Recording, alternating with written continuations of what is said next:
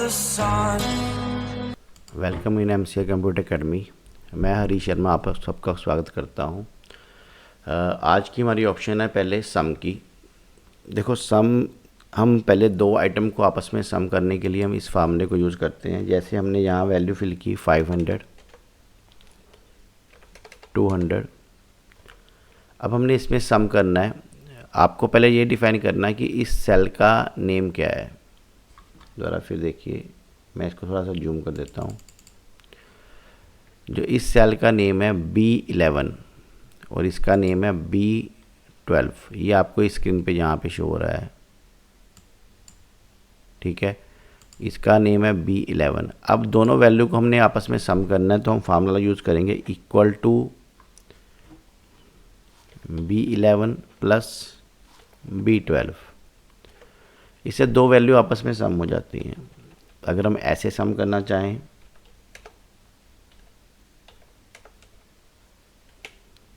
तो ऐसे भी कर सकते हैं, हॉरिजॉन्टल या वर्टिकल दोनों मोड में।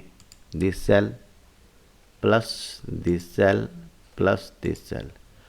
अब दोबारा मैं फिर रिपीट कर रहा हूँ। उसके लिए देखिए, आपने पहले इक्वल टू का साइन लगाना है।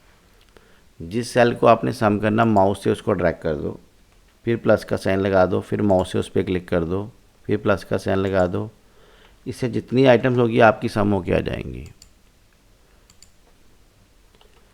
नेक्स्ट हमारे पास फार्मूला होता है, अगर हमारे पास डाटा बहुत ज़्यादा होता है, जैसे मेरे पास ये डाटा फिल किया हुआ है।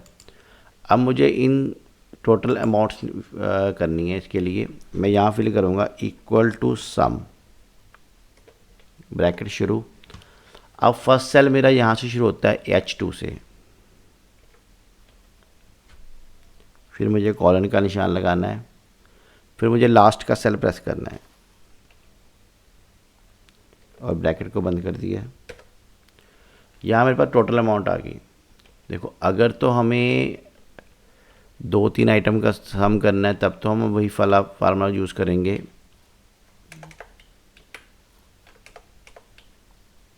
This plus this.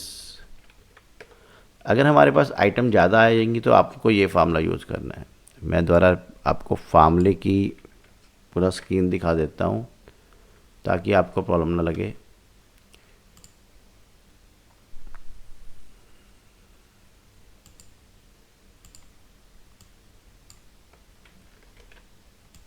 आपने इस वाले फार्मूले को यूज़ करना है। इक्वल टू का निशान लगा के आपने H2 से लेके H9 तक, मतलब इससे हमारा फार्मूला सम का आ जाएगा। अब नेक्स्ट मेरे पास जो फार्मूला है वो मेरे पास आएगा एवरेज का। अब एवरेज के लिए हम लोग फार्मूले के आगे सम की जगह लिख देंगे एवरेज। बाकी फार्मूला सारा सेम रहेगा। अब एवरेज बेसिकली इसको डिफाइन करता हूँ, एक पर्सन के पास 500 रुपीज़ है, एक के पास 1000 रुपीज़ है। अब पहले हमें इसका पता है कि इसका आंसर 75 आता है। ये एक वोकैबुलरी में सिंपल वर्ड था, इसलिए आपने इसका डिफाइन कर लिया इक्वल टू एवरेज। हमने दिस सेल कॉलन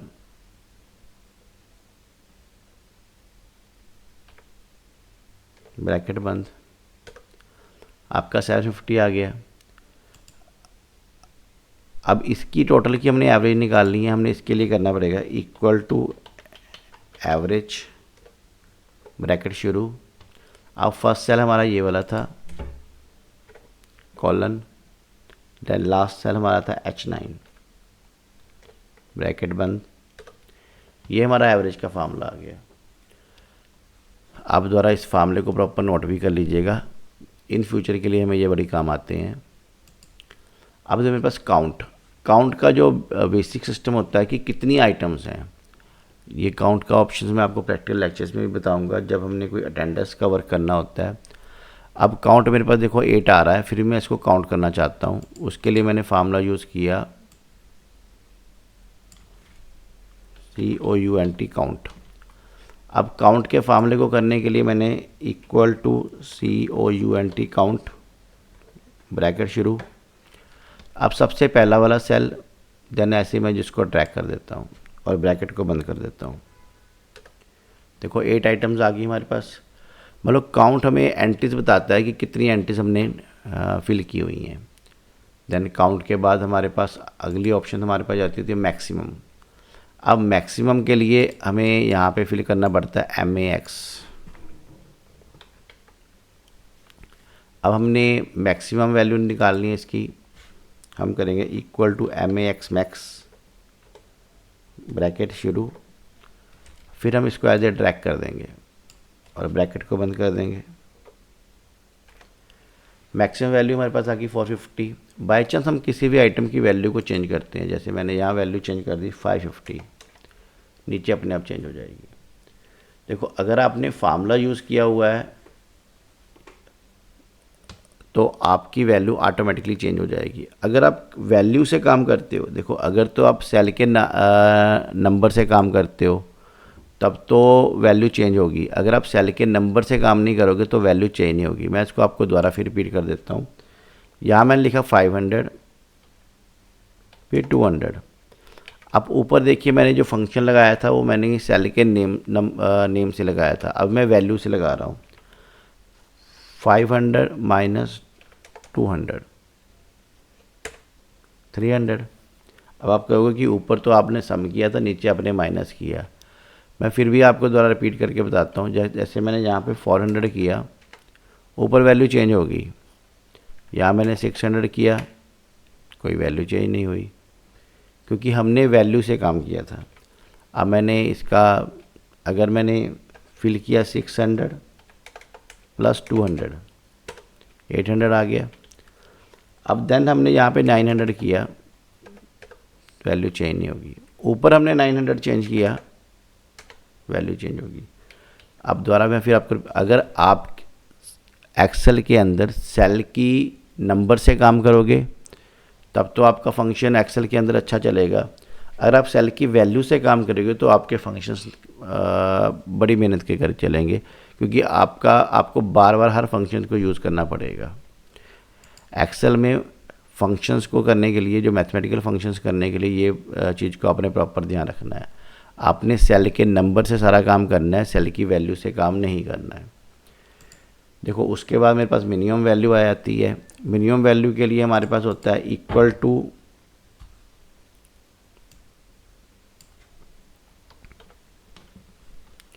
अब मेरे पास इक्वल टू MIN ब्रैकेट शुरू। अब स्टार्टिंग से लेके एंड तक सेल को हमने ड्रैग कर दिया। अब अगर हमने सेल के नंबर से काम किया, देखो वैल्यू को मैं यहाँ पे 50 करता हूँ, नीचे अपने आप चेंज हो जाएगी। अब मिनिमम के बाद मेरे पास फंक्शंस तो काफ़ी हैं यहाँ पे। जैसे जैसे आपको नीड्स पड़ेगी हम सारे फंक्शंस के लेक्चर आपको प्रोवाइड कर देंगे। अब मेरे पास जो नेक्स्ट ऑप्शन है वो है फिल। देखो फिल के लिए हम लोगों ने, जैसे मैंने यहाँ पे कोई डाटा फिल किया है, रमेश। अब मैं चाहता हूँ कि इसको नीचे तक ट्रैक करना, तो मैं यहाँ से उसको फिल डाउन कर दूँगा, यानी ये मेरा ड्रैग हो जाता है। मैं दोबारा आपको थोड़ा जूम करके बताता हूँ। अब मेरे पास यहाँ मैंने 1 फिल किया। अब मैंने डाउन पे 10 तक इसको सिलेक्ट किया और फिल पे जाके मैंने डाउन पे क्लिक किया, तो जिधर मेरा मैंने सिलेक्शन की होगी उधर क्या स्ट्रक्चर ऑन हो जाएगा। अगर मैंने इस एरिया में सिलेक्शन की और फिल किया तो राइट की तरफ चला हो गया। अब यही डाटा मेरे पास, अगर मैं यहाँ पे 550 लिखता हूँ और मैं ड्रैग करता हूँ ऊपर की तरफ, तो ये फिल की जो सीरीज़ है मेरी अप की तरफ हो जाएगी। अब लेफ़्ट में जाना, राइट में जाना, ये आप पे डिपेंड करता है। पहले मैंने आपको राइट में जाके बताया, अब मैं आपको लेफ़्ट के, मतलब फिल में जिधर साइड में आप उसको वर्क करोगे वो आपकी सीरीज उस कोडिंगली आ जाएगी। अब फिल के अंदर मेरे पास जो नेक्स्ट ऑप्शन है वो है सीरीज़। अब सीरीज़ के लिए देखिए क्या होता है कि मैंने यहाँ पे 1 प्रेस किया और इसको मैंने नीचे तक ड्रैग कर लिया। अब मैं यहाँ पे काउंटिंग लिखना चाहता हूँ, तो फिल के अंदर सीरीज़ में जाके मैंने लीनियर का वर्क पे क्लिक कर दिया, तो ये लीनियर इक्वेशन के अंदर काउंटिंग पूरी आ गई। अब मेरे पास लीनियर की बजाय ग्रोथ करना था, मैंने 2 लिखा और सेलेक्ट करके नीचे तक सीरीज़ वर्क की। फिल के अंदर सीरीज़ में मैं गया, ग्रोथ पे गया के मैंने 2 की ग्रोथ दे दी। अब ये स्क्वायर रूट आ गया, 2 की 2 4 4 2। अब 2 से मल्टीप्लाई करके ये पूरा का पूरा वर्क चल पड़ा, मतलब स्क्वायर में, मतलब 2 से मल्टीप्लाई हो जा रही है वैल्यू। अब अगर इसी सीरीज़ को हम लोगों ने ग्रोथ हम 5 की कर देते थे, तो 5 के अकॉर्डिंगली वैल्यू आनी थी। 2 को 5 से मल्टीप्लाई करना था, 10 को 5 से मल्टीप्लाई, 50 को 5 से मल्टीप्लाई करने पे ये वैल्यू हमारे पास आनी थी। अब दोबारा हमने सीरीज़ को करके फिर ग्रोथ पे फिर हमने 2 फिल कर दिया, पुरानी वैल्यू आ गई। अब ऐसे ही मेरे पास डेट्स की ग्रोथ होनी थी, इक्वल टू नाउ करके मैंने अगर यहाँ पे डेट्स डाली, मैंने फिल किया। अब फिल के अंदर फिर मेरी एक सीरीज़ आ जाती है कि मुझे क्या ग्रोथ करनी है। मुझे ईयर की ग्रोथ करनी है। अगर मुझे ईयर की ग्रोथ करनी है तो 23 24, अब ये ईयर की ग्रोथ होगी। अब मेरे पास फिल की सीरीज़ के अंदर मंथ की ग्रोथ करनी है। अब मंथ की ग्रोथ होगी हमारे पास।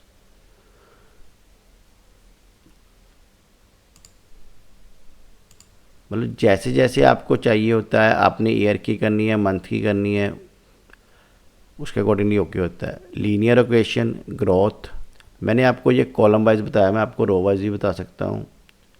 अब रो के लिए आपको देखो, जैसे आपने यहाँ मैंने फॉर एग्ज़ाम्पल फिल किया,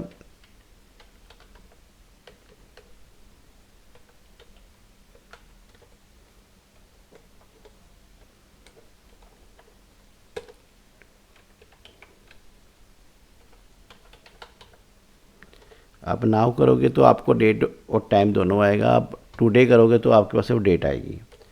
फिर मैंने इस तरफ सीरीज़ की, फिल पे जाके मैंने फिर सीरीज़ पे क्लिक करके, अब देखो कॉलम पे जाऊंगा तब जाके इसके अकॉर्डिंगली वर्क होगा। अब मैंने ईयर का ग्रोथ,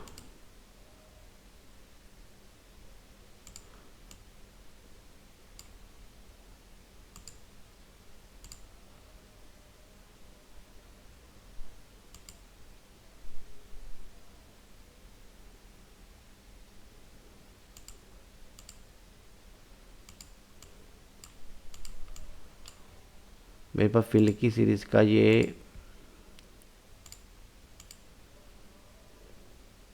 मंथ की ग्रोथिंग,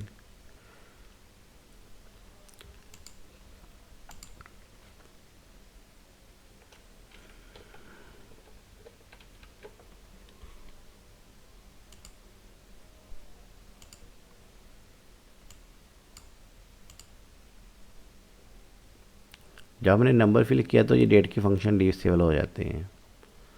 अब इसके लिए मैं आपको स्टॉप वैल्यू को पूरा दोबारा बता रहा हूँ। इसको पहले मैं डाटा को रिमूव कर देता हूँ। यहाँ मैंने 1 प्रेस किया और मैंने इसको एरिया को सिलेक्ट कर लिया। फिल पे जाके मैंने सीरीज़ पे जाके लीनियर इक्वेशन में इसका कहा कि मुझे 500 तक इसके नंबर आ जाएं। कंट्रोल जी करूँगा ये 500 पे, तो ये देखो 500 तक मेरे पास काउंटिंग आ गई।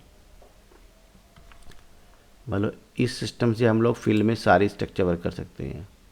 अब क्लियर की ऑप्शन को मैं आपको काफ़ी बार बता चुका हूँ कि अगर आपने कोई डाटा को, कंटेंट को ख़त्म करना होता है, अगर तो उसने कलर चेंज ख़त्म करने हैं आपने, जैसे टेक्स्ट का कलर या ये, तो हमारे पास ये क्लियर में ऑप्शन आती है कि ऑल करना है, आपने फॉर्मेट ख़त्म करना है, कंटेंट करना है, कमेंट करना है, हाइपरलिंक करनी है। आपके पास, आपने जब भी आपको लगे कि एक्सेल में कोई प्रॉब्लम आ रही है, आपने क्लियर ऑल की ऑप्शन पे क्लिक कर देना, क्योंकि कोई भी फंक्शन आपको अगर शो नहीं हो रहा तो ही वो डिसेबल हो जाएगा।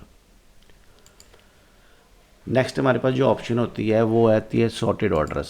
सॉर्टेड ऑर्डर में आपने देखिए जैसे हम मेरे पास ये डाटा पड़ा हुआ है,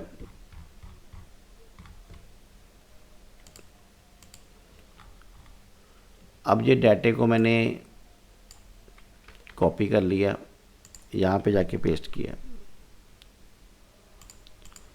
अब यहाँ मेरे पास कोई डाटा जो पड़ा हुआ है ये वैल्यू ये सॉर्टेड पोजीशन पे नहीं है। अब मेरे पास यहाँ है स्मॉलेस्ट,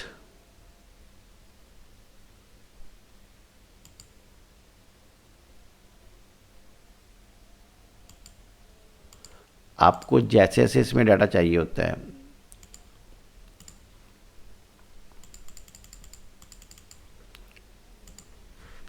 जैसे यहाँ मैंने लिखा राम,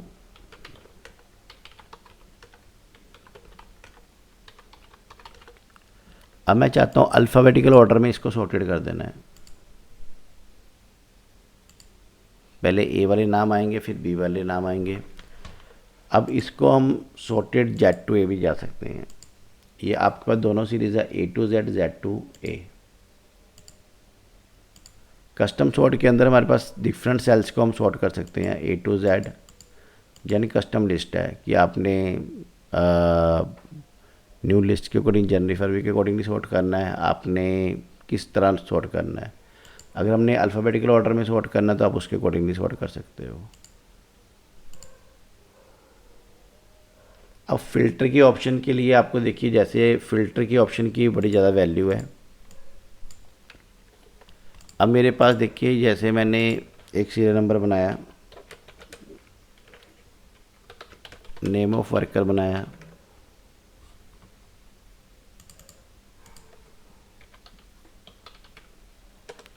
मैं छोटे से डाटे को आपको बना के बता रहा हूँ।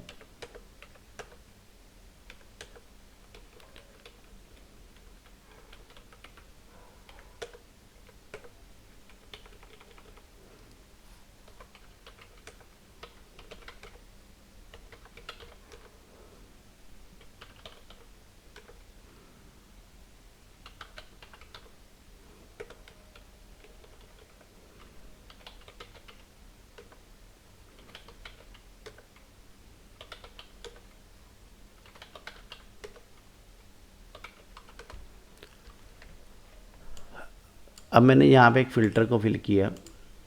फ़िल्टर ने मुझे ये डिफ़ाइन कर दिया कि अब मेरे को अगर फ़ीमेल का रिकॉर्ड देखना है तो फ़ीमेल पे क्लिक करूँगा, फ़ीमेल का रिकॉर्ड आएगा। मेल पे क्लिक करूँगा तो मेल का रिकॉर्ड आएगा। देखो ये फ़िल्टर की ऑप्शंस आपको काफ़ी जगह काम आएगी। हम प्रैक्टिकल सीरीज़ में इसको काफ़ी डीपली करेंगे।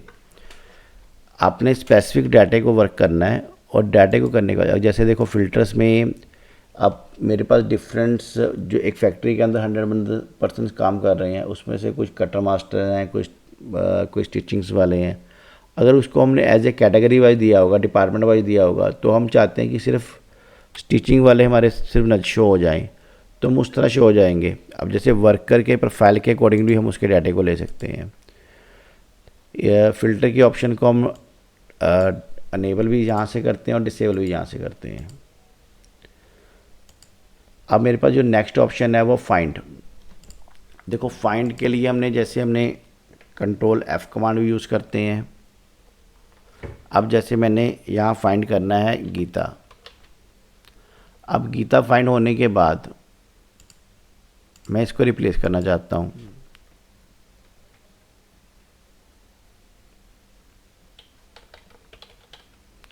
मैंने राजेंद्र में रिप्लेस कर दिया। अब गीता का नाम राजेंद्र में रिप्लेस हो गया। देखो फाइंड से हम स्पेसिफिक कंटेंट को सर्च करते हैं और रिप्लेस से उसको बदल देते हैं। जैसे हम किसी कंपनी में कोई लेटर भेजते हैं, लेटर भेजने के बाद अगर हम चाहते हैं कि सेम लेटर को हम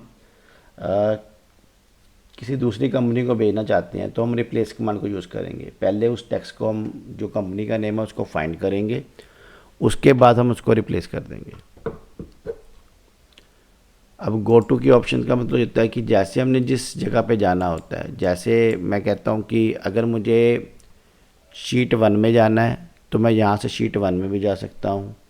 अगर मुझे शीट 2 में जाना है तो शीट 2 में भी जा सकता हूँ। अगर मैं कहा A15 तो A15। अब मेरे पास मैंने यहाँ पे इक्वल टू किया और शीट 1 का ये वैल्यू मैंने ओके कर ली। अब देखो यहाँ पे शीट का नाम क्या आ रहा है मेरे पास, शीट 1 डी एक्सप्लेनेशन साइन और D12। अब इस कंटेंट को मैंने कॉपी कर लिया। कंटेंट को कॉपी करने के बाद मैंने कंट्रोल G किया। अब मुझे जिस लोकेशन पे जाना था तो मैंने वो शीट को फिल किया, वो मुझे उस लोकेशन पे ले जाता है। मतलब अगर आपने शीट 1 में जाना है तो शीट 1 में इस कमांड से जा सकते हो, अगर आपने शीट 2 में काम करना है तो शीट 2 में भी जा सकते हो। मैंने आपको फिर डिफ़ाइन कर रहा हूँ, अगर आपको शीट 2 में जाना है तो आप यहाँ पे शीट 2 कर लीजिए। आप शीट 2 में चले जाएंगे उस लोकेशन पे। मतलब गो टू की ऑप्शन से हम जिस लोकेशन पे जाना चाहें वो जा सकते हैं। फार्मूला कहीं पे हो, जैसे हमने कोई फार्मूला फंक्शंस को फिल किया हुआ है, वो उसी ऑप्शन को ये सिलेक्ट कर देगा, मतलब फाइंड उसको करके दे देगा हमें। अगर हमने कोई कमेंट फिल किया है तो कमेंट को सर्च करके दे देगा।